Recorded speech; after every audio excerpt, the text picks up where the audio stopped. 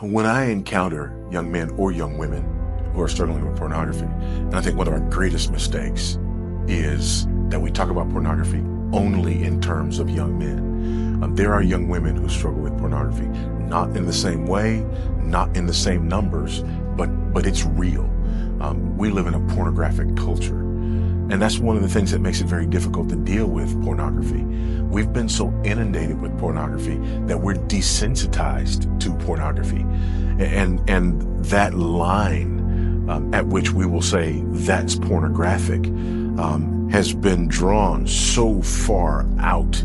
into the realm of the inappropriate that we have people who dress pornographically and they're not bothered by it, and we're not bothered by it anymore. So one thing that I say to people in this area is that we need to recognize that we're living in a pornographic culture. And the reason I say that is because part of dealing with the roots of pornography are acknowledging the fact that we have been desensitized to it, and acknowledging the fact that my problem with pornography, let's say that there's a pornography scale of 1 to 10, and 10 is, full on, I'm engaging in, the worst examples and extremes of pornography. Well, I think culturally, we probably live every day around a 3 or 4. Just in commercials and just in, and just in the things that we become desensitized to. And so if I'm living at a 3 or 4 and a 5 or a 6 really doesn't bother me anymore,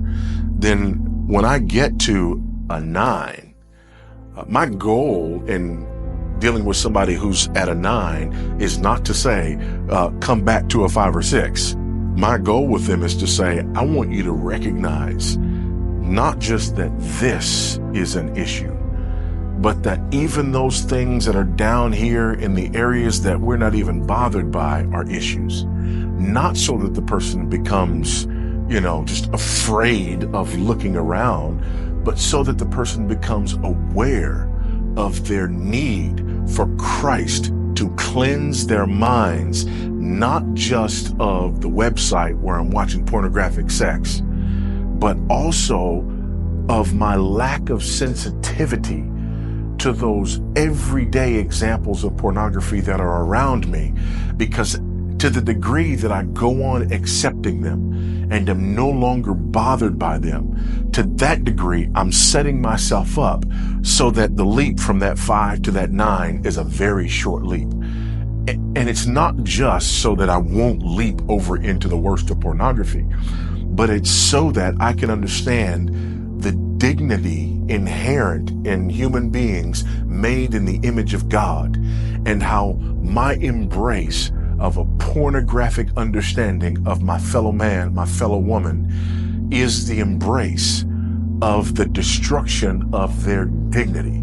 So that if I see a young woman who is presenting herself in a pornographic way, and that's not bothering me, I've just said something about the dignity of that woman as made in the image of Christ. And until that becomes an issue for me, not in the sense of walking around, sort of with my eyes,